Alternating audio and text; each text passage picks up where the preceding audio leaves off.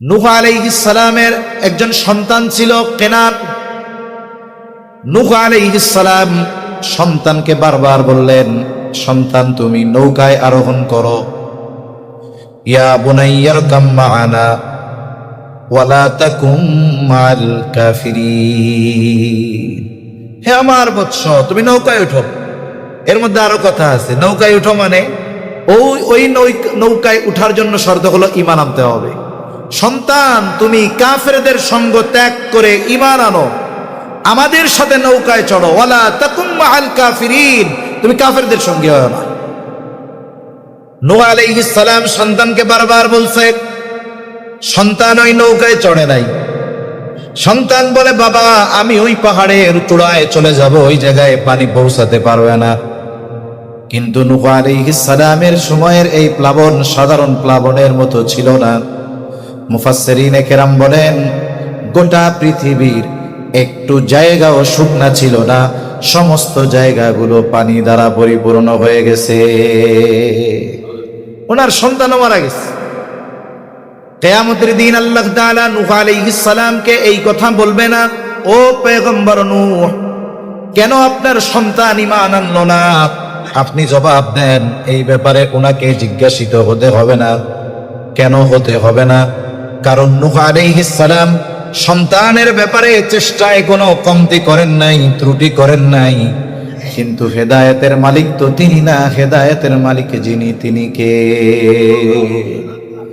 আমার আপনার চেষ্টাটাও এরকম হবে যে আমি আপনি আমার আপনার সন্তানকে দিনদার, মুত্তাকি, পরহেজগার, নেককার বানানোর চেষ্টা কতটুকু করেছি, এই ব্যাপারে আল্লাহর রব্বুল আলামিনের দরবারে আমাকে আপনাকে জিজ্ঞাসিত হতে হবে।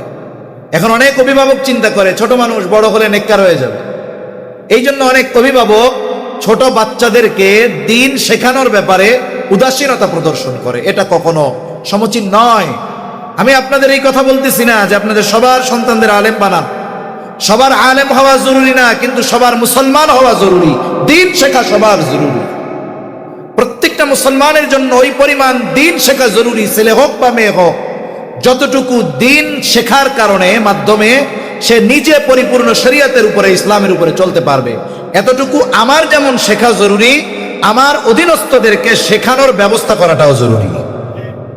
এখন আল্লাহ তাআলা সন্তান দিলেন, সন্তান এক নেয়ামত পাইলাম, এই সন্তানকে দিন শেখানো জরুরি, এটাও বুঝলাম। এখন এই সন্তানকে দিন শেখাবো কোন ওয়েতে, কোন তরিকায়? সন্তানকে গড়ে তুলবো কোন পদ্ধতিতে? এটাকে পরিভাষায় বলা হয় তারবিয়াত। সন্তানকে প্রতিপালন করব কেমনে, সন্তানকে গড়ে তুলবো কেমনে? আমার সন্তান যেন দিনদার হয়, কিয়ামতে যেন এই সন্তানের জন্য আমাকে আল্লাহর দরবারে অপরাধীর কাঠগড়ায় না দাঁড়াতে হয়, এজন্য আমি কিভাবে সন্তানকে গড়ে তুলতে পারি? এই কয়েকটা কথা একেবারে অল্প সময়ের মধ্যে হয়ে যাবে ইনশাআল্লাহ। সন্তানের এই তারবিয়াত, সন্তানকে দ্বীনের উপরে গড়ে তোলা, সাধারণ ভাষায়, সাধারণভাবে, জেনারেল ভাবে সন্তানের তারবিয়াত অনেকে মনে করে এটার সূচনা হবে সন্তান বড় হওয়ার পর, একটু বোঝার পর। এজন্য দেখবেন আমাদের দেশে অনেক মানুষ আছে মুসলমান ঘরের সন্তান, ছেলে মেয়ে যখন ছোট থাকে একভাবে তাকে জেনারেল শিখাইতে থাকে, বাংলা, অঙ্ক, ইংরেজি শিখায়, দ্বীনি শিক্ষা কোনো কিছু দেয় না। কি চিন্তা করে যে আমার ছেলেটা 5-এর পরীক্ষা দিয়ে একটু কিছুদিন সে যখন ছুটিতে বাসায় থাকবে, ওই 3-4 মাসে আমি একজন ওস্তাদ রেখে ওকে শিখাইয়া দিব। যারা এই চিন্তা করে তাদের এই চিন্তাটা শুধু কল্পনা আর পরিকল্পনা হয়, কিন্তু ওই জিনিসটা বাস্তবায়ন এই দুনিয়ায় খুব কম হয়। তা ওরা চিন্তা করে এই দ্বীনি তারবিয়াত এটা বড় হওয়ার পরে দেওয়া হবে, কিন্তু শরীয়তে ইসলাম আমাদেরকে জানিয়ে দেয় সন্তানের তারবিয়াত সন্তান বড় হওয়ার পরে নয়, সন্তান দুনিয়ায় আসার পরে নয়, বরং মূলত সন্তানের এই দ্বীনি তারবিয়াতের সূচনা শুরু হয়ে যায় সন্তান দুনিয়ায় আসার অনেক আগ থেকে। এটার সূচনা কখন হয়? মূলত এটার সূচনা হয় বিবাহের মাধ্যমে। বিবাহের সময় এই জন্য রাসূল আকরাম সাল্লাল্লাহু আলাইহি ওয়াসাল্লাম বিবাহের ক্ষেত্রে নারীদের দিনদারিত্বকে প্রাধান্য দিতে বলেছেন। দিনদারিত্বকে কেন প্রাধান্য দিব? আধুনিক গবেষণা এই কথা বলতেছে যে একটা বাচ্চা, ছেলে হোক আর মেয়ে হোক, এই বাচ্চার ক্যারেক্টার, চরিত্র, এই চরিত্র 90% গঠিত হয় তার মার থেকে। তার মানে একটা সন্তান তার ক্যারেক্টার বিল্ড আপ হয় তার মায়ের থেকে, বাবার থেকে নয়। কারণ এখানে অনেক অভিভাবক আছেন, অনেকে শুনতেছেন যে তাদের বাচ্চার সাথে তার দেখা হয় শুধু একদিন, ছুটির দিন শুক্রবার। কেন? কারণ তিনি যখন অফিসে রওনা দেন তখন সকাল 6টা, উনি যখন বাসায় আসেন রাত 12টা, উনি যাওয়ার সময় দেখেন ওনার বাচ্চা ঘুম, উনি অফিস থেকে এসে দেখেন ওনার বাচ্চা ঘুম, উনি দেখে কিন্তু বাচ্চা ওনারে দেখে না। তাহলে যেই বাচ্চা ওনাকে দেখে না সেই বাচ্চা ওনার থেকে কি শিখবে? বাচ্চা তো শিখে তার থেকে, সে যাকে সব সময় দেখে। আর একজন বাচ্চা সবচাইতে বেশি দেখে তার মাকে। একজন বাবা বাচ্চার ভালো খাবারের ব্যবস্থা করতে পারে, পোশাকের ব্যবস্থা করতে পারে, থাকার ব্যবস্থা করতে পারে, কিন্তু একজন বাচ্চার চরিত্র গঠন হওয়ার পেছনে সবচাইতে বড় ভূমিকা রাখে ওই বাচ্চার মা। এজন্য সন্তানকে যদি নেককার, দিনদার, ভালো মানুষ হিসাবে গড়ে তুলতে হয়, এক নম্বরে নেককার মা দরকার। নেককার মা হলো, এরপরে নেক সন্তান চেয়ে আল্লাহর কাছে দোয়া করতে হয়। আমরা অনেক সময় আল্লাহর কাছে সন্তান চাই, কিন্তু আমাদের সন্তান শুধু সন্তান না, নেক সন্তান চাইতে হবে। আর নেক সন্তান চাওয়া এটা পয়গম্বর আলাইহিস সালামের আমল। ইব্রাহিম আলাইহিস সালাতু ওয়াস সালাম যখন ইরাকের বাবেল থেকে শামের উদ্দেশ্যে হিজরত করতেছেন, একাকী, সাথে শুধু স্ত্রী আর কেউ নাই, উনি ওই সময় আল্লাহ তাআলার কাছে দোয়া করছেন, রব্বি হাবলি মিনাস সালিহিন, রব আপনি আমাকে একজন সালেহ সন্তান দেন, নেককার সন্তান দেন। এই জন্য নেক সন্তান চেয়ে আল্লাহ তাআলার কাছে দোয়া করা, এটা ইব্রাহিম আলাইহিস সালামের আমল। মুফাসসিরিনে কেরাম বলেন এই আয়াতে এটা বোঝা যায় যে তিনি আল্লাহ তাআলার কাছে ছেলে সন্তান চেয়েছেন। হ্যাঁ, ছেলে সন্তান চাওয়াটাও ওনার আমল। তবে আমি আপনি আল্লাহর কাছে ছেলে সন্তান চাইতে পারি, কিন্তু সন্তান ছেলে হবে নাকি মেয়ে হবে এই ব্যাপারে নিয়ন্ত্রণ দুনিয়ার কারো হাতে নাই, একমাত্র যার হাতে তিনি কে? আল্লাহ তাআলা। ছেলে দিক মেয়ে দিক, রাগ হওয়া যাবে না। এই আধুনিক সভ্য সমাজ আমরা দাবি করি, এই সময়টাতেও যদি কারো কন্যা সন্তান হয় বারবার সে বেজার হয়ে যায়, অথচ এটা উচিত নয়। কন্যা সন্তানকে আল্লাহ তাআলা সুসংবাদ বলে অভিহিত করেছেন। আর কন্যা সন্তানের সুসংবাদে চেহারা কালো হয়ে যাওয়া, এটা ওই জাহেলিয়াতের সময়ের আলামত। আল্লাহ বলেন, ওয়াইদা বুশিরা আহাদুহুম বিল উনসা যাল্লা ওয়াজহুহু মুসওয়াদ্দান ওয়া হুয়া কাযীব। তাদেরকে যখন কন্যা সন্তানের সুসংবাদ দেওয়া হতো, যাল্লা ওয়াজহুহু, তাদের চেহারা অন্ধকারাচ্ছন্ন হয়ে যেত, কালো হয়ে যেত। এজন্য সাবধান, কারো মেয়ে হলে বেজার হওয়া যাবে না। আরে ভাই, ছেলে হইলেও যদি মাদকাসক্ত হয় শান্তি থাকবে না, কিন্তু মেয়ে হইছে যদি ওটা নেককার হয়, দিনদার হয়, তাহলে এটা শান্তির কারণ হবে, শান্তির কারণ হবে। সম্মানিত উপস্থিতি, এইবার এই দুইটা হলো, এরপরে সন্তান দুনিয়ায় ভূমিষ্ঠ হবে। আসতে হুজুর চলে আসছে, আলহামদুলিল্লাহ আলহামদুলিল্লাহ। 2 মিনিটে আমার কথা শেষ। তাহলে সন্তান দুনিয়া আসলো, এরপরে সন্তানের তারবিয়াতে আমাদের করণীয় কি? এই কথাটুকু 2 মিনিটের কথা একটু আমরা দিলের কান দিয়ে শুনি। আর একটু সবাই আগে আগে আসেন, আগে আগে জমে বসেন, পেছন থেকেও লোকজন আসতেছে, আমরা একটু বসতে দেই। শুনেন, এরপরে সন্তানের জন্য অভিভাবকের করণীয় 4টি বিষয় আছে। 1 নাম্বার বিষয়, সন্তানকে ঈমান আকীদা শেখাতে হবে। সন্তানকে যদি ঈমান আকীদা শেখানো না হয় তাহলে কি হবে জানেন? ওই সন্তান যদি ঈমান আকীদার ব্যাপারে অজ্ঞ থাকে, তাহলে ওই সন্তান বড় হয়ে নামাজি হবে, মসজিদে যাবে, কিন্তু দেখা যাবে ঈমান আকীদা ঠিক না থাকার কারণে ঈমান বিধ্বংসী কথাবার্তা বলে। এজন্য 1 নাম্বার, তাকে ঈমান আকীদা শেখাতে হবে। 2 নাম্বার, তাকে উত্তম চরিত্রের অধিকারী বানাতে হবে, উত্তম আখলাক শেখাতে হবে। 1 সেকেন্ডকে যদি 100 ভাগ করা হয়, ওই একটা ভাগকে বলে একটা ন্যানো সেকেন্ড। তার মানে আমার আপনার হায়াতের এমন কোন সময় অতিবাহিত হয় না যেই সময়টাতে আমরা আল্লাহ তাআলার নিয়ামত ভোগ করি না। এই যে সুস্থ আছি, নিয়ামত, দিনের কথা বলতে পারতেছি, শুনতে পারতেছি, নিয়ামত। এই অগণিত নিয়ামতের মধ্যে অন্যতম এক দামি নিয়ামত সন্তান। সন্তান এক দামি নিয়ামত। যে বিবাহ করেছে কিন্তু বছরের পর বছর সন্তান হয় না, তাকে গিয়ে জিজ্ঞাসা করবেন যে সে কতটা হতাশ, কতটা কষ্টে আছে এই নিয়ামত না পেয়ে। যদি কারো ক্ষেত্রে এমন হয় যে আল্লাহ তাআলা তাকে অঢেল সম্পদ দিয়েছে, এত সম্পদ, কোটি কোটি টাকা আল্লাহ তাআলা তারে দিয়েছে, তার গাড়ি বাড়ি ব্যবসা কোনো কিছুর অভাব নাই, কিন্তু আল্লাহ তাআলা তাকে কোনো সন্তান দেয় নাই।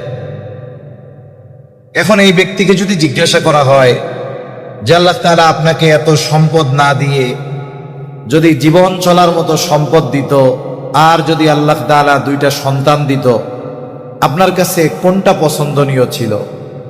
আমার এই ব্যাপারে দৃঢ় বিশ্বাস যে ওই ব্যক্তি এই কথাটাই বলবে যে আল্লাহ যদি জীবন চলার মতো সম্পদ দিতেন আর আমাকে এত সম্পদ না দিয়ে দুইটা সন্তান দিতেন, এটা আমার জন্য সবচেয়ে আনন্দের কারণ হইতো।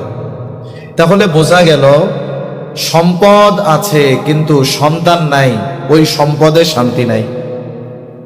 আবার যদি কারো ক্ষেত্রে এমন হয় সম্পদও আছে সন্তানও আছে, অনেক সম্পদ সন্তানও আছে, কিন্তু সন্তান অবাধ্য, সন্তান মাদকাসক্ত, সন্তান পিতামাতার কোনো কথাই শোনে না, এইরকম সন্তান যার আছে, সম্পদও আছে সন্তানও আছে, কিন্তু তার শান্তি নাই।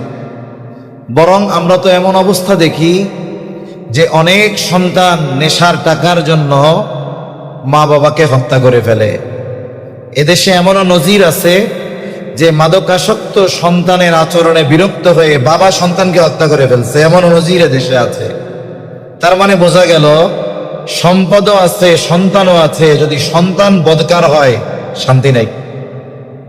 পক্ষান্তরে কারো ক্ষেত্রে যদি এমনটা হয় যে আল্লাহ তাআলা তাকে কিছু সম্পদ দিয়েছে, মোটামুটি জীবন চলে, দেখা যায় যে 3 বেলা পেট ভরে খাইতে পারে না, সপ্তাহে একদিন গোশত জুটে না, কিন্তু আল্লাহ তাআলা তাকে দুইটা সন্তান দিয়েছে, সন্তানগুলো বাধ্য, নেককার, সন্তানগুলো মাতা পিতার কথা শোনে, সন্তানের জন্য মা বাবাকে কোথাও অপমানিত হতে হয় না, ঘরের যে স্ত্রী আছে সেও দিনদার।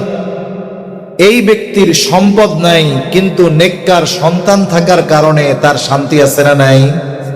শান্তি আছে।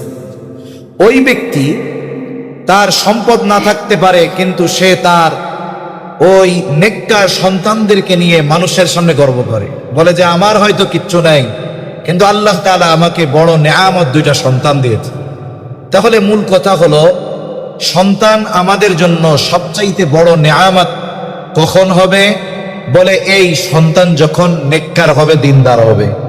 আমি কিন্তু আলেম বলি নাই, কারণ একজন ইলম অর্জন করার পরে যদি বদকার হয়ে যায় সেও তো খারাপ, কিন্তু একজন আলেম হয় নাই ঠিক, কিন্তু তার মধ্যে দ্বীনের বুঝ আছে, নীতি নৈতিকতা আছে, মা বাবার আনুগত্যশীল সন্তান, মানুষের সাথে সদাচরণ করে, ভালো ব্যবহার করে, বলে এই সন্তান মা বাবার জন্য নেয়ামত। আল্লাহ তাআলা এই সন্তান নেয়ামত বলে অভিহিত করেছেন। আল্লাহ তাআলা বলেন আল মালু ওয়াল বানুনা জিনাতুল হায়াতিদ দুনিয়া। আল্লাহ তাআলা বলেন মাল সম্পদ এগুলো হলো দুনিয়ার অলংকার। আবার আল্লাহ তাআলা এই দুইটি বিষয়কে উল্লেখ করে বলেন ইন্নামা আমওয়ালুকুম ওয়া আওলাদুকুম ফিতনাহ। আল্লাহ তাআলা বলেন মাল এবং সম্পদ, সন্তান, এটা তোমাদের জন্য ফিতনা, পরীক্ষা।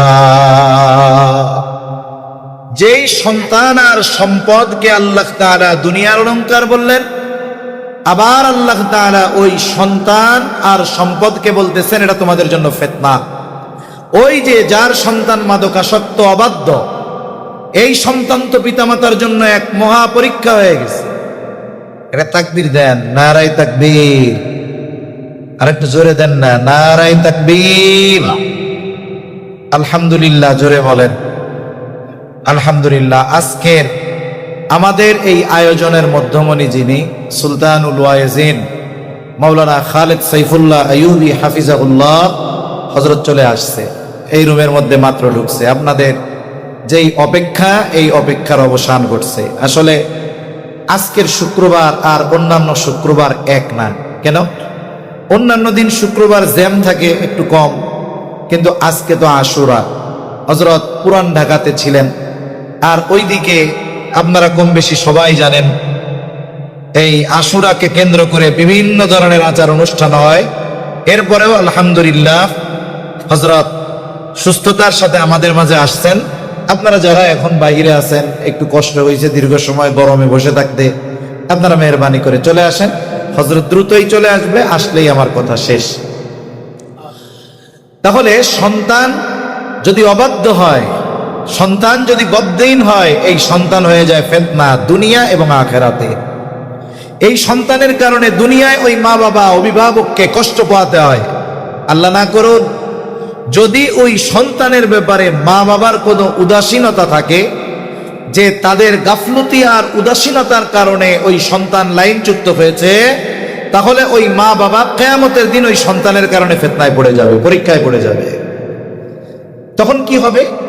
বলে আমি আপনি যদি সন্তানের ব্যাপারে উদাসীনতা প্রদর্শন করি, তাকে দিনদার বানানোর মেহনত না করি, তাকে নেককার বানানোর মেহনত না করি, আল্লাহ না করুন ওই সন্তান যদি কিয়ামতে জাহান্নামী হয়, ও জাহান্নামী হওয়ার জন্য 1 নম্বরে অভিযুক্ত করবে তার মা বাবা, অভিভাবককে।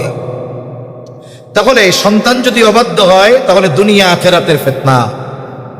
আর সন্তান যদি দিনদার নেককার হয়, এটা দুনিয়ারও যেমন অলংকার, আখিরাতের অলংকার। তা এই সন্তান এক নিয়ামত।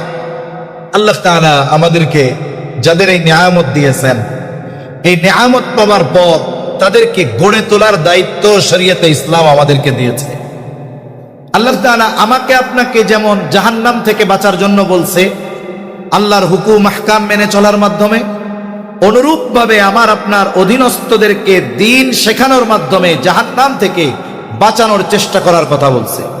তবে হ্যাঁ, আমি আপনি আমার আপনার সন্তানদেরকে দ্বীনের পথে পরিচালনা করার চেষ্টা করতে পারি, তবে হেদায়েত তার নসিবে আছে কিনা এটা আমি আপনি জানি না, কারণ হেদায়েতের মালিক কে? আল্লাহ। জলিলুল কদর পয়গম্বর হযরত নূহ আলাইহিস সালাম 950 বছর উম্মতের মাঝে দাওয়াত দিয়েছেন। অল্প কিছু মানুষ ঈমান আনছে। আল্লাহ তাআলা নূহ আলাইহিস সালামকে মহাপ্লাবনের খবর জানিয়ে দিলেন। নূহ আলাইহিস সালাম এক বিশাল নৌকা বানাইলেন। একটা সময় আল্লাহ তাআলার প্রতিশ্রুত ওই মহাপ্লাবন শুরু হলো। সমুদ্রের পানি বাড়া শুরু হলো, জমিন ফেটে পানি বাড়তে থাকলো। মানুষ রান্না করতো যেই চুলায়, ওই চুলার মধ্যে থেকে পানি উঠতে শুরু করলো। একটা সময় পানি বাড়তে শুরু করলো, আর নূহ আলাইহিস সালাম ইমানদারদেরকে নিয়ে নৌকায় আরোহণ করলেন। বিষয়ের শিক্ষা তারবিয়াত একমাত্র যেই জায়গায় দেওয়া হয়, সেই জায়গাটা হলো মাদ্রাসা। এখন আপনি যদি আপনার সন্তানকে এই দারুল উলুম মুঈনুল ইসলাম হোক, অন্য প্রতিষ্ঠান হোক, যেখানেই দেন না কেন, 2, 3, 4টা বছর যদি নুরানিতে পড়ান, আমি এটা বলতে পারি সন্তান আপনার ঈমান শিখবে, সন্তান আপনার আখলাক শিখবে, সন্তান আপনার ইলম শিখবে, সাথে সাথে ওই ইলমের আলোকে প্র্যাকটিক্যাল আমল শিখবে। আপনার দায়িত্ব পালন হবে। সন্তান যদি নেককার হয়, ওই সন্তান দুনিয়া আখিরাতের অলংকার হবে।